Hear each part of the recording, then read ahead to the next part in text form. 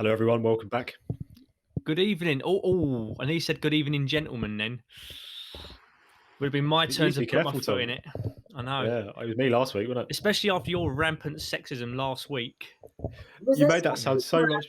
No. Look, now you're making our guests think I'm a sexist. I was feminist, I made one comment and you twisted it into some sort of mad feminist rant about it. What did I say? I said, I nearly said hello. What was it? I said I had to change my intro because I had a woman on the previous podcast, and you started making it sound like I was so against having women on the podcast. I was You've like, just done it again. Just say, I had someone else on the podcast instead of going further and going, I had a woman on the podcast. Just all you got to say is, I had someone else on the podcast. But no, you had to define it as I had a woman on a podcast. And now we've got a second woman on the podcast.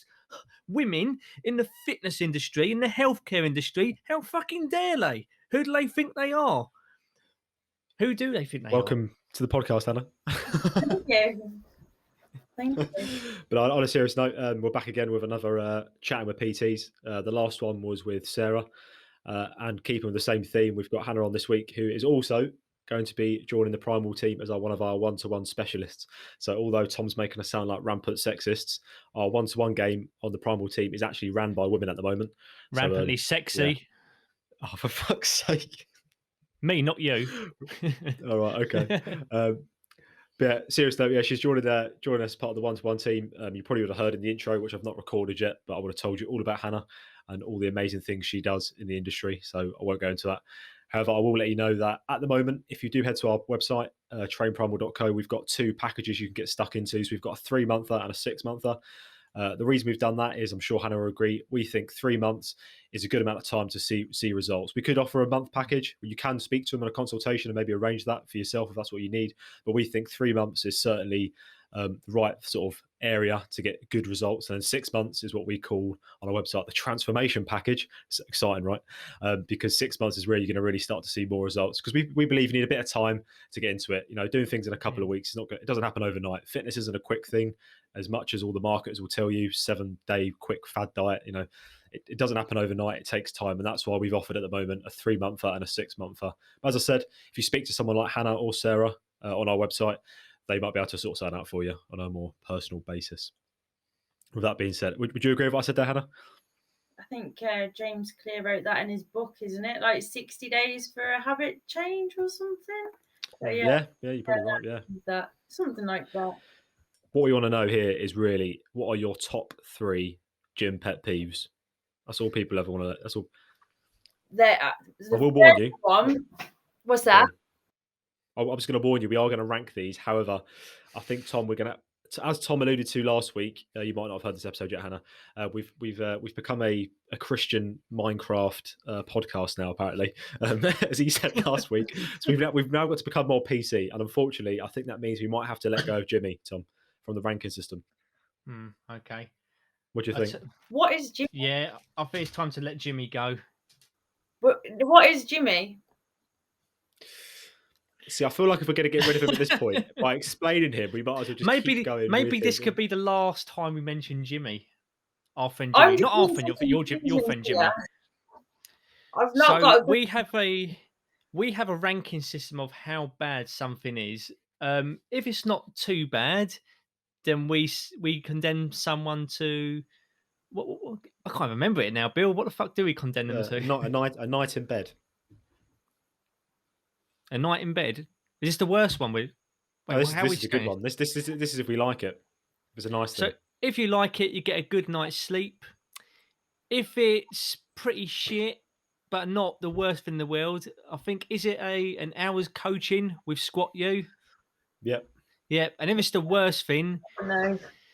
If it's the absolute worst thing, you've got to spend a night in Jimmy Savile's bed. That's what I thought you were on about. Yeah, I'd say that. Say that.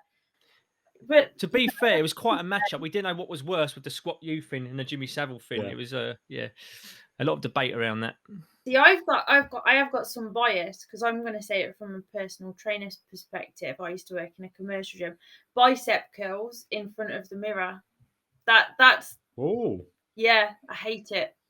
Talk to us. What are you thinking?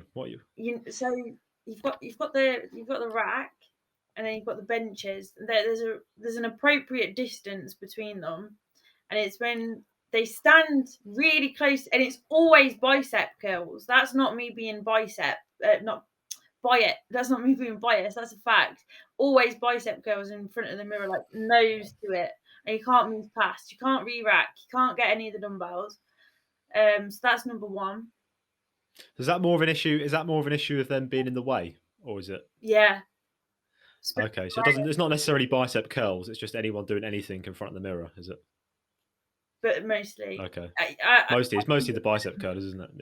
Yeah. yeah, it's always. What are you thinking, Tom? Do you know what? At first, I wondered where Hannah was going with this, but actually, from still working a commercial gym, it is fucking annoying. However, as I said, it is annoying, but luckily the gym I work in, I don't know if this was done on purpose, but our dumbbell racks were placed in front of the windows looking outside. And what's outside is as the car park. So no like red-blooded male wants to do bicep curls whilst looking out as the car park. He wants to do it in a mirror, you know. Yeah, do you know what? That is annoying as fuck, especially when you want to get to the rack and this fucker is right there. Like, you might as well just be fucking sat down on the rack doing curls, you know. They It is are. annoying. I think I've seen actually someone do like a concentration curl hybrid on the rack. Oh, but do you Actually, know on the what as rack? well? Wow, Yeah. okay. Do you know what as well? I don't know why, but now it's being said, like, yeah, it's annoying when it's any exercise, but I don't know why. But it's just worse when it's a bicep curl, because Always a bicep bicep curl is an arrogant exercise. I don't know why. I don't know why I'm saying that. It just is. Bicep curls are arrogant exercises. Yeah, that is spending a night in bed with Jimmy. That Really? That is deep? going straight You into as well? Jimmy. What about you, Hannah? You saying Jimmy? That's Jimmy. That's what, like, I can go from, loving my workout to I hate everybody here in 2 seconds flat. Yeah. If I'm obstructed from getting to a dumbbell with someone at the rack curling, I'm boiling point Wow. Okay. immediately. So, well, I feel like I don't want to. I'm gonna have to agree. I don't want to get on your bad side now, so I think I'm gonna have to say, yeah, get in bed with Jimmy. I think at this point, It's bad. sounds like quite a. This Do you sounds know like a lot what bad. though? I feel like it could actually move up a level to, having an hour's session of, bird dogs with squat U if it'd been any other exercise. But just because I've now got it stuck in my head, bicep curls, it is definitely a night in bed with Jimmy. Yeah. I think that's it then. Yeah. So unfortunately, if you are one of these people and you're out there listening, you've got to spend a night with the one and only Jimmy. Literally, and you deserve it. And you just, I love how it's such a defensive ranking system. Yet every person who's like heard it gets involved with it straight away. They just embrace it and take it. They deserve it. What's They what's do. number two? Let's go straight into number two. What we saying? Number two is the really loud. When they're like coming up out of a lift and it's like they erupt like a volcano. See, this was said last week with Sarah. Her one was slightly different. So hers was the ones who what was it? The ones who I've worked really hard crew. So that they do like a bit of hit or something, and they just on the mat start rolling around screaming, going, "Oh, that was so hard." They're so particular. That's what she said. Yeah, no. Yeah, So this yeah. would be in the format of like they're on like the lat pull down and it's the last 2-3 reps and they're That pull down. they're like a kettle going Okay. off. What about if they were doing like a 1 RM deadlift? Would you be okay with that? Depends how loud. The volume is important at that Okay. point. The volume is important. Yeah, okay. Tom, do you want to give us a demonstration there of what sort of volumes we're looking at? Ah! Yeah, no, Like yeah, that. no, that's too much. Is that too much? Is that too much for you? Is I was just doing a demonstration. it? Yeah, that Good told her. deadlifts and stuff. But you usually see them on like the fixed resistance machines. That's the problem as well. Yeah. The Smith machine. Smith machine. Oh, that's another one, isn't it? Donkey kicks on the Smith machine. That can be number 3. I've changed it. Oh, Jesus Christ. Oh, don't get me started on that. Yeah. I know this is awful, but half the time a part of me thinks, wouldn't it be kind of funny if it dropped? It has. I shouldn't think that way, but those thoughts do enter our minds. We're all human. Yeah. Sometimes we just want to see people get hurt, even though we don't. Yeah, no, Wow, that is definitely getting edited out. I kind of merged my 2 and 3 now because I forgot how annoying it was seeing donkey kicks on a Smith machine. We mentioned the Smith machine on our actual pet peeves episode. I don't know if you've heard that one yet, but we did an episode all about pet peeves, and we did mention the Smith machine. I think they were with no, sorry, it was clips on the Smith machine. We said people putting Oh yeah. clips on clips on the side. What's falling So yeah, exactly. That's what that was. What did we put that? Did we put it? in a straight line? I don't think we put it in bed with Jimmy, did we? Because you said you found it funny, didn't you? You said it was. I thought it was you more said it didn't funny annoy. than anything, more funny than annoying. It's just funny and it's sweet, you know. Like you can always tell when someone's new to the gym because they put clips on the Smith machine or on like a plate loaded machine. So you just think, oh bless, you know. I think I remember when I was new. to be fair, yeah, I think I've definitely put clips on a plate loaded machine. We've all done it. I've done it by accident, you know, at the place I work at. So, you know, these things happen, Bill. Muscle memory. It's just where it's done intentionally. Yeah, a non-thinking moment. Yeah. Let's pull this back to your actual pet peeve, which was screaming. The only issue I've got with this Hannah is that if we were to put them into bed with Jimmy, I just feel like the noises would be just unbearable. I don't want to have to be in a world where that exists, where the image of that exists. I feel like that's just it's not good for my mental health. I feel like we need to avoid that. Was that? I'm not going to sleep tonight because I've got terrible images in my head now of. It's your pet peeve. It's your. I'm just telling you what I'm thinking. It might be something to do with the ranking system, maybe. But then again, if we give them a session with Squat U, are they then going to be screaming with the PVC pipe? Because that's even more. Or screaming on a bird dog when you're doing like a really hard bird dog. No. Or an RP10 cat cow. That wouldn't happen because they'd have to keep the abdominal pressure in with some biofeedback device. So Aaron wouldn't let that happen. So maybe it is suitable there because. Yeah, I think. See, this is why we've got you on because you've just come in and hit us with that. Yeah, that's a really good point. Which is what I said last bloody week. So, inside joke, we've kind of been taking a piss a bit and saying like Hannah is like a female version of me, and that's exactly why. Because I said that exact same thing last week with the screamers. To me, it just shows that they're not able to brace and hold that intra-abdominal pressure. It shows that they're kind of releasing air at the top of the movement rather than holding it and holding that pressure in. And then what do you know? Hannah just goes and says the exact same thing. So, yeah. I mean, we could have been separated, Hannah, at birth. Who knows? You know, I was born in a test tube. I'm asking my mum, to be honest.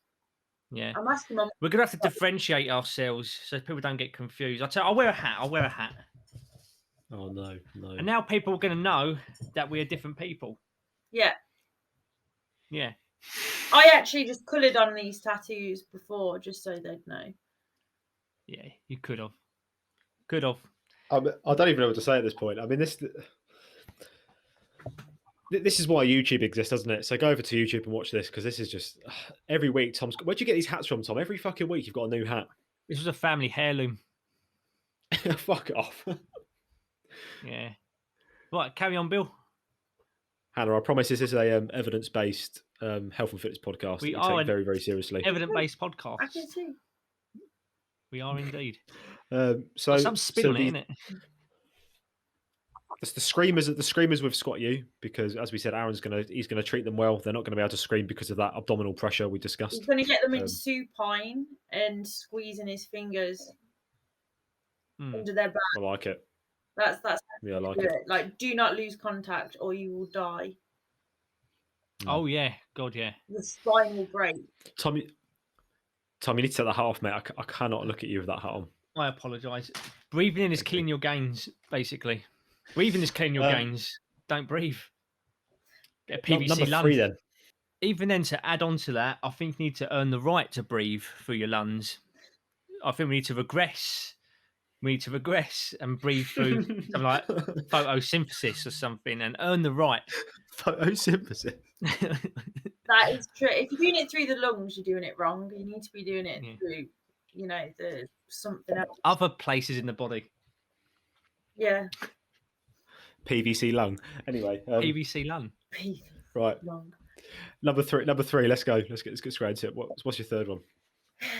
Is it the Smith? I think I'm gonna say it. What mine was again. This was from a PT standpoint. Is PT's correct? Like people going around correcting technique grind my gears. I'm not even. I'm not even. Unsolicited advice. Yeah. And even Yeah. then, the advice they're giving is something that they've seen from some other shithouse who's actually wrong. You know, it's very dogmatic thing about there's no, you're squatting wrong. There's only one way we should be squatting, and you're doing it wrong. You're showing some form of variation. You can't be like that. You must squat the one perfect way. You know, you need to be doing it the way that I do it, and it's not quite the case. I'll tell you what, I'm going to add a fourth one on here.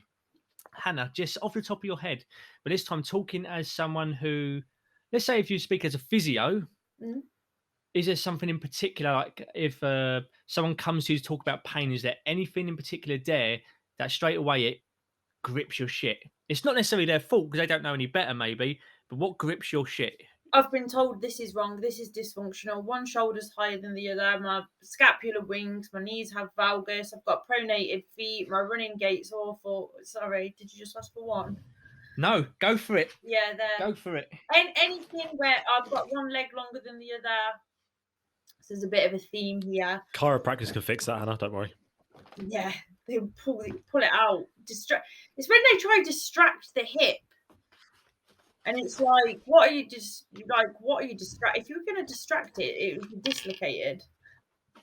Distract a hip. That's a new one. I've never heard that one before. Yeah, but the thing is, they don't even pull from the hip. You're pulling from the ankle, and then you've got obviously the knee and the hip, and then that's just kind of reductionist because the hip is like sucked in anyway. I actually saw a video on that recently where it was like a cadaver, and it was showing you just how powerful the suction of the hip actually is in regards to that. And it's just like, it was pretty gross watching it, but it was still amazing. The cadaver studies. Have you seen the one where they're breaking the spine and it's not broken? They're literally. That was definitely a cadaver. They weren't alive. No. To clarify. Okay. Science does weird things sometimes. Sometimes science is unethical, but we know we've got to know these things. I feel like a third wheel this week. I feel like you two just crack on. I'll just sit back and listen to you two bounce off each other. These fantastic ideas. I've put myself like a word limit this week, you know.